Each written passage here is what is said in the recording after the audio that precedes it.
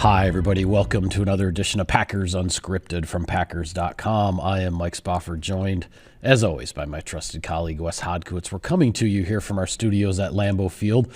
Both of us a bit under the weather, I'm afraid to say, so please pardon our voices. We're both trying to get through the show with cough drops in our mouth. Yes, we're out of sick days. Yeah, we are out of sick days, and we both caught something over in Detroit.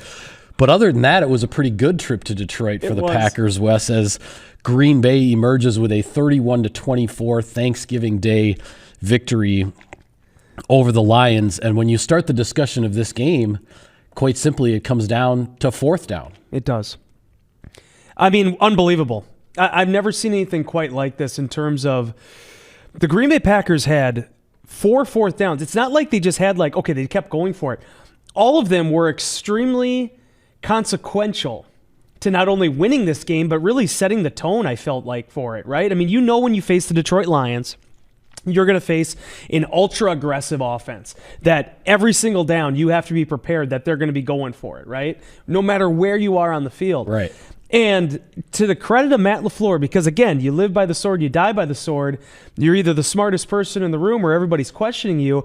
LaFleur stood by his convictions. And at numerous times during that game, particularly in 4th and goal, 4th down inside the red zone, he put his foot firmly on the gas. He trusted Jordan Love to make the throws. He trusted the Packers receivers to come through for him.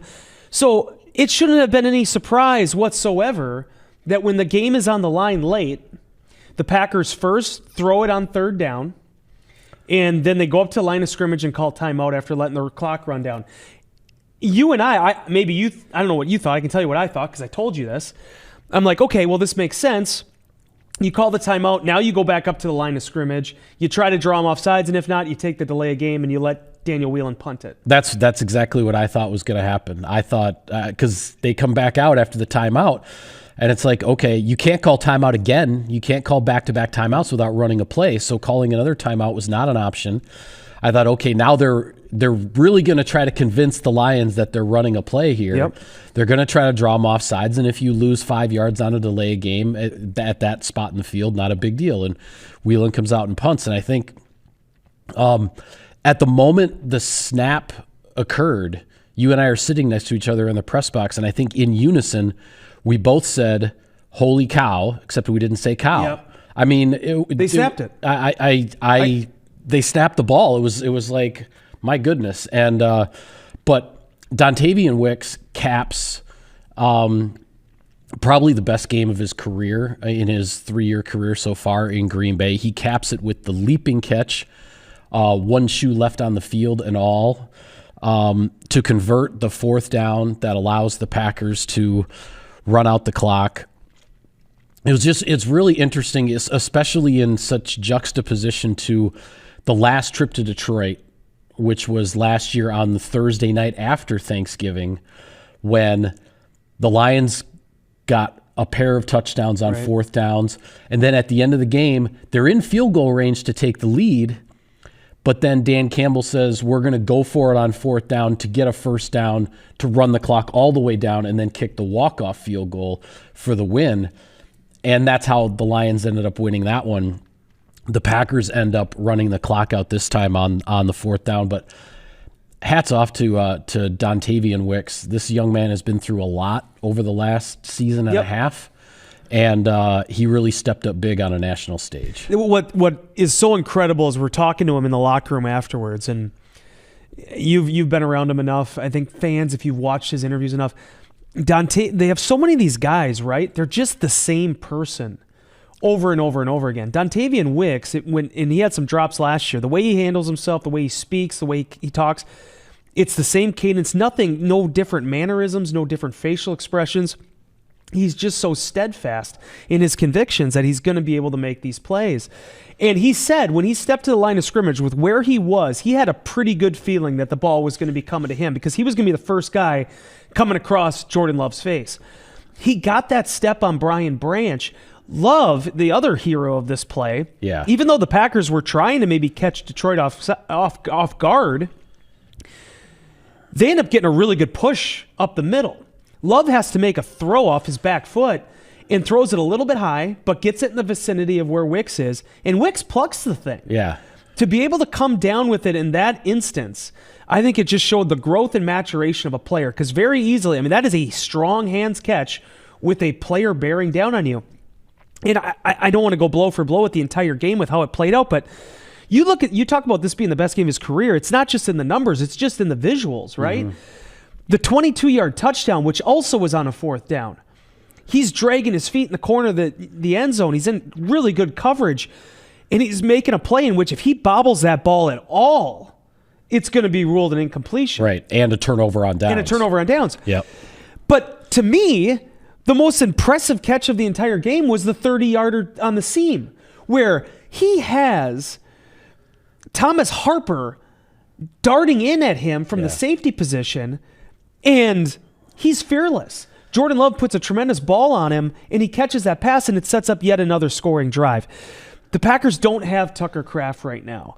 The running game, when you look at Josh Jacobs, he was banged up in this game going in. He ended up in the medical tent for a time. He came back to the game. This was a matchup where the Packers had to rely on their receivers.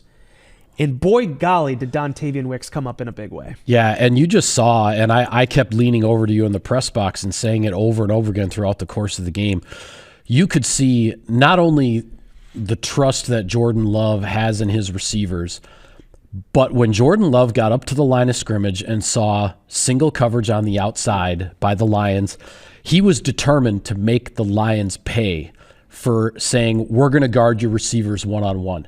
And yeah, not every ball was a completion, but the number of times that Love just attacked with those boundary throws against one-on-one coverage, and of course the biggest one in terms of yardage was the 51-yard touchdown to Christian Watson down the field, which occurred right after the defense gets the 4th down stop right near midfield. It was actually both a 3rd and short and a 4th and short stop in holding up Jahmyr Gibbs there at the line of scrimmage.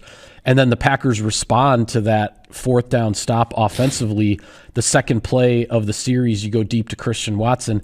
He catches the touchdown. The Packers are up by 10 points. They had a 10-point lead a couple times in the first half.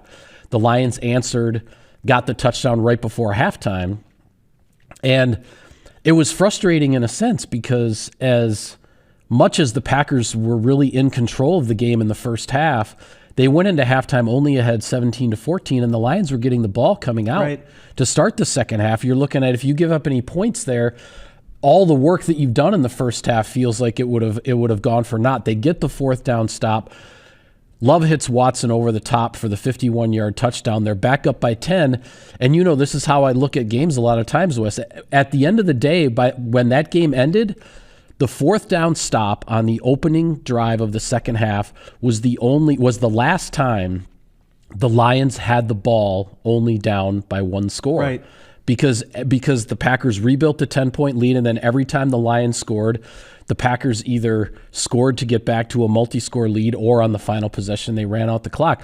That's how you beat a team. You don't give them the football when they're only down by 1 score and they have a chance to catch you or jump in front of you.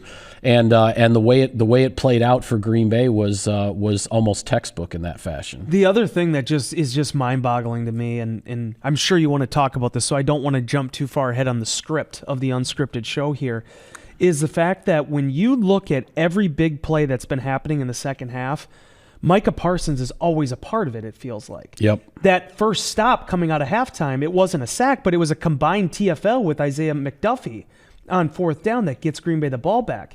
And Michael, what's the best way to swing momentum, right? Even though you could conceivably say it was still in Green Bay's favor having the lead, but it was in their sails for good when you get that ball back. And 2 plays later, Jordan Love is hitting a home run to your biggest home run threat in Christian Watson. I give the Lions fans a lot of credit. I don't want this to come off as a dig because I think any fan base would struggle with this. But how that place went from deafening levels of noise. They're coming off halftime with Jack White and Eminem, and people are all geared up, and hey, maybe you're going to come back out in the lead. I literally could have shouted from the press box, the open-air press box, and the entire place would have heard me. It got that quiet. Yeah. Not only at that interval, but at the end of the game. You think about the Dontayvion Wicks touchdown, it got really quiet. it was almost like Lions fans were just shocked at what they were seeing. And if you're a road team, that's what you have to do. So to tie this all together, and Matt LaFleur kind of talked about this on Monday when it was like, when you have a guy like Micah Parsons available, it allows you to be a little bit more aggressive.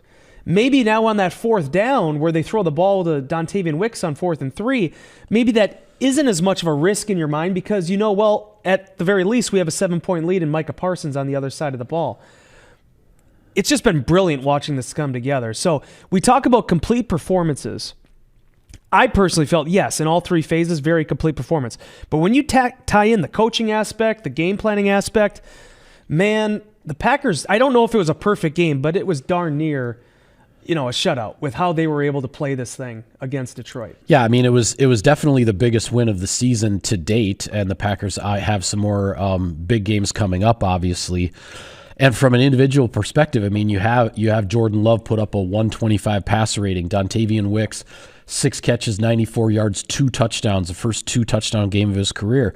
And then your big star on defense, Micah Parsons. He's not only in on the 4th and 1 stop on Jahmyr Gibbs, but he records 2.5 sacks. He makes history, becoming the first player in NFL history to have at least a dozen sacks in each of the first 5 seasons of his career, which is really saying something.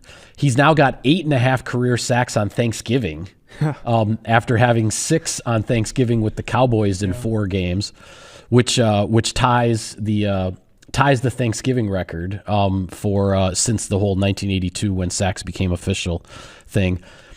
But again, we saw the finisher that Micah Parsons is, because you're at 3 minutes to go in the 4th quarter. The Lions are in the red zone. They are down by 10, partly because their previous time down there, they decided to go for it again on 4th down. Instead of kick the field goal to get within 7, they decided to go for it on 4th and short. And Jameson Williams, who had a tremendous game, 7 for $144 and a touchdown. But Jameson Williams drops the 4th down pass that would have kept that drive alive for the Lions. So the next time they're down there, they're in the red zone again, and on 3rd down, Micah Parsons, kind of a stunt type of thing where he ends up rushing up the middle, and Jared Goff thought he had time to make the throw, and then suddenly Micah Parsons was in his face and Goff was on his back, and the lost yardage from that sack then forced the Lions to kick a field goal, so they were down by 7. I think that even played into, in a lot of ways, how that next possession for the Packers went, because if the Lions get a touchdown there as opposed to a field goal and they're only down 3 as opposed to down 7, how do the decisions change and how does it play out? So Parsons with a big time play late in the 4th quarter in the red zone again, and it has a huge impact on the football game. This guy, man, it is. I can't envision it having gone any better than what it's been for the Green Bay Packers, making a trade of that significance on the eve of the season, without any history in this defense. Obviously, some parallels, as he said, between what the Dallas did with Mike Zimmer and what Jeff Hafley wants to do. But still, the guy came in quarter to midnight on the NFL season and has played just exceptionally wonderful football. In addition to the fact that, for all this consternation about how he defends the run, I mean, what he has done, being able to set an edge and being able to just play in different capacities, the motor that he shows when he's pursuing the quarterback, it applies to every down that he plays. And it feels like as that him and Jeff Hafley have worked through the season, they've developed a rapport that has enabled him to become even more dangerous, right? Whether it's been some of the inside concepts, whether it's been on some of the extreme stunts that he's been running. And Mike, I'll tell you what, man, the guy could play 15 years in the NFL. I got a feeling that sack he had of Goff against Taylor Decker is going to be one that's going to stay on his highlight reel for a very long time. The one around the blind side? Unbelievable. Yeah.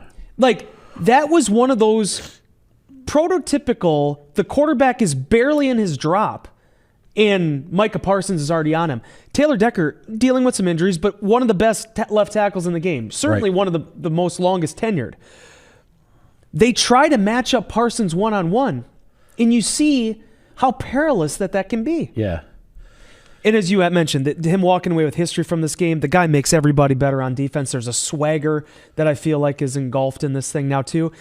As the official the fan vote for the Pro Bowl has been out now 5 days in, he has the third most votes. He's leading all defensive ends. Packer fans, there's number 1 jerseys everywhere in Green Bay. This guy's a superstar. Yeah, he is. He absolutely is a superstar.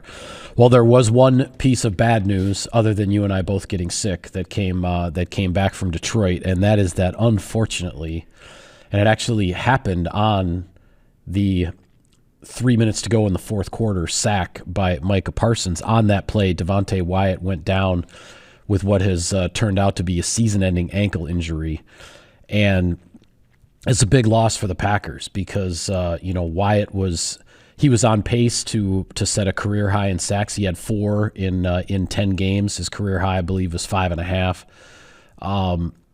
A really disruptive player, both against the run and as an interior pass rusher. And the Packers now defensively have to move on without him. Now they have the depth from the number of bodies standpoint. You've got a guy like Carl Brooks, who hopefully will be back from his ankle injury soon.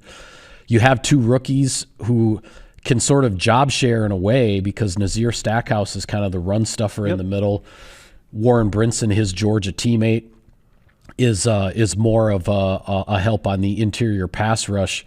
So they can trade off duties there in some respects, but Wyatt's going to be tough to replace, and this is a big loss for Green Bay's defense. Yeah, and I want to just say a credit to Devonte Wyatt. He was already banged up when he went back into the game. He actually left. I don't know what the injury was. He got kind of banged up, helped off, went to the medical tent, went back with the defensive line. I think it was the second series that he had returned. Then, unfortunately, that happened. So he was already toughing it out to be out there for this group. I said it from day one when the Packers made this trade for Parsons that they don't make that trade and don't part ways with Kenny Clark if they didn't feel good about where number 95 was at now in his 4th NFL season. And when he was healthy, he was a huge impact player. I mean, I wrote this in Insider Inbox, but he was 3rd on the defense in both quarterback hits and sacks, despite the fact he'd missed, 3 games total, in addition to some of the other playing time issues and related to being beat up. Devonte Wyatt is on the precipice here of becoming a really complete defensive lineman, an interior defensive lineman, and a playmaker for this defense. All that being said, the Packers still have a lot of depth there. The young guns that they have in Wooden and Brooks now step firmly into the spotlight. We'll have to see exactly what can happen here with the interior pass rush. Certainly Brinson's going to factor into that. Baron Sorrell has been playing a little bit of 3-tech and nickel. Lucas Van Ness appears to still be a little bit away here. Yeah. He was in the locker room on Monday. Rob Domofsky from ESPN.com had spoken to him and said he's basically back. I don't want to say back to square one, but he's in the rehab process again, hoping to get back here at some point.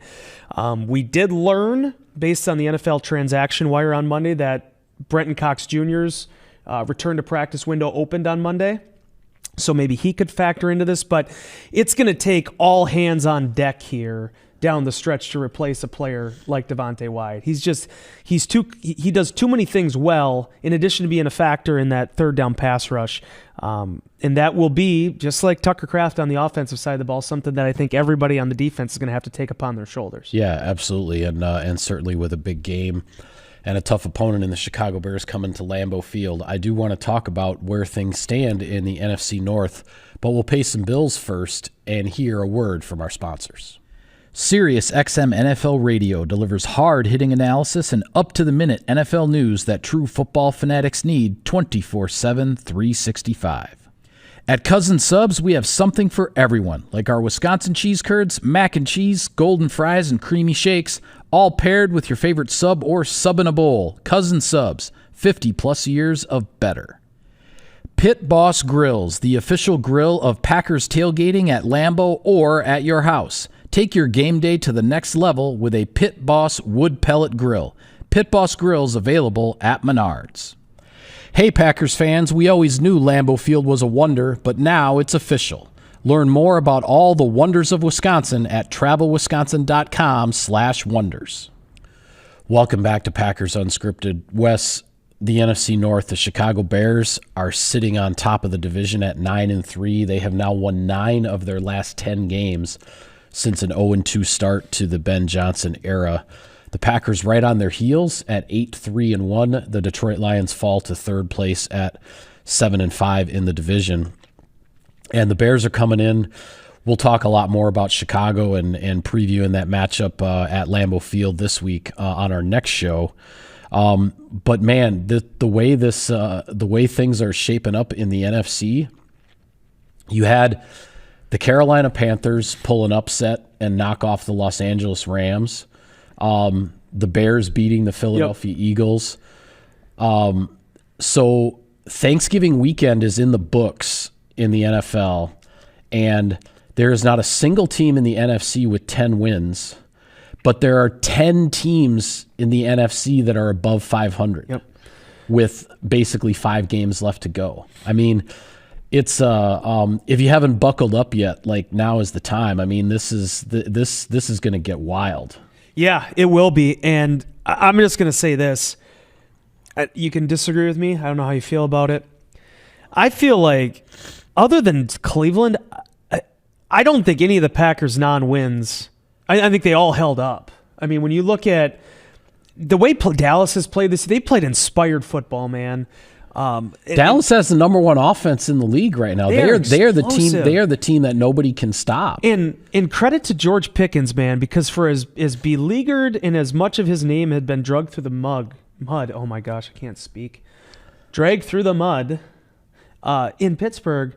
This guy, in addition to being what appears to be a good Samaritan so far in Dallas, has been unbelievable in partnership with Dak Prescott. And CeeDee Lamb. And CeeDee Lamb is just CeeDee Lamb. Yeah. The Carolina Panthers are the friskiest team of all. If this team finds its way in the playoffs, because Tampa is falling off right now, if the Carolina Panthers find themselves in the playoffs, they're going to be kind of like the Packers 2 years ago. Nobody's going to want to play them. Yeah, no, you're not going to want to play them. You could be a 2 seed.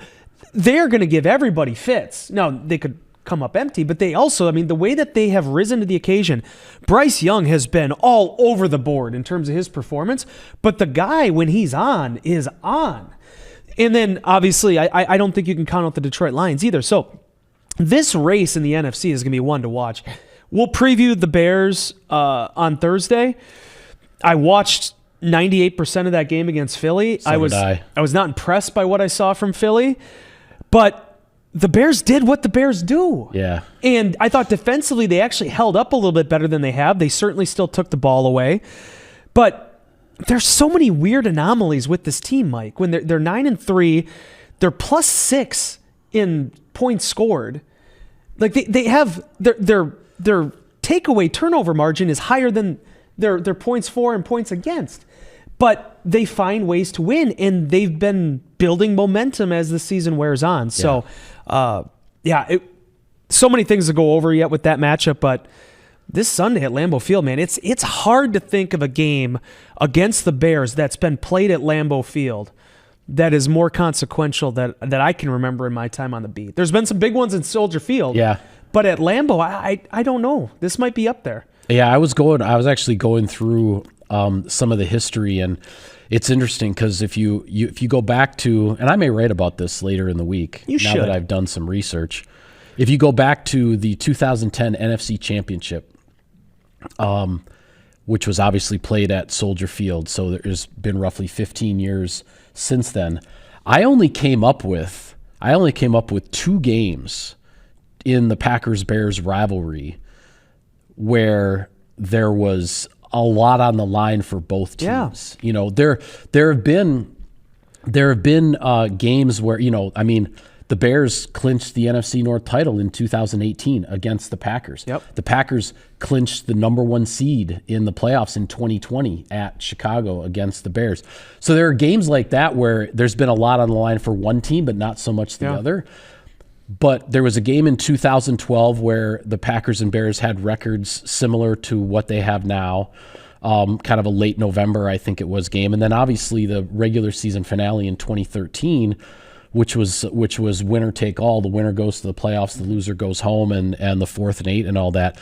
But other than those 2 games since the NFC Championship, there haven't been Packers-Bears games with with a lot at stake for both squads. And I think that, it takes the combination of that and the fact that the Bears broke their losing streak to the Packers in the regular season finale last year when the Packers were being cautious with Jordan Love because of the playoffs coming up. Yep. when he injured his hand and all of that. The Bears broke that losing streak, and now all of a sudden we're going to have this highly consequential game for both squads. And then, they're going to play each other again 13 days later in Chicago. So this whole the stretch run is here, but the stretch run is just getting started. So check this out too, because again, Wes Hawk was fun with numbers here. If you look at net touchdowns, okay, the last 3 years for the number 1 seed in the NFC, San Francisco was plus 30 in 2023. In 2024, the Detroit Lions were plus 33. As it stands right now, the number 1 seeded Chicago Bears, minus 3 in net touchdowns. In touchdowns. Like, I have so much respect for what Ben Johnson's accomplished because it's been so atypical. And I'm curious to see, independent of this game on Sunday, what the Bears do down the stretch here, because it's all to play for. Yeah. They could win 14 games this season if they really take this thing all the way to the playoffs. Right. But just seeing how they manifest this is going to be fascinating. I will say this. Again, we'll preview it on Thursday. But being able to develop a two-headed monster in the backfield, that has been the best friend of Caleb Williams. I think Caleb Williams has a lot of good traits that you look for in a quarterback, but he's not turned into the 350-yard passer, dominate the opposition. He needs help so far in his career, and he's getting that, in addition to the fact that he's just been Harry Houdini in the pocket, guys being unable to take him to the ground. And defensively, we have not seen a unit take the ball away at this clip like what Dennis Allen's group has done this season. Right. So, it's going to be great theater. But the fact that the Rams got tripped up by the Panthers, the Eagles got tripped up by the Bears, that there are all these 8 and 9 win teams right now. Like the Packers sit in the 6th seed and with a win on Sunday could catapult themselves right to the top of this thing. It shows you the amount of parity, but also the top heaviness of this NFC.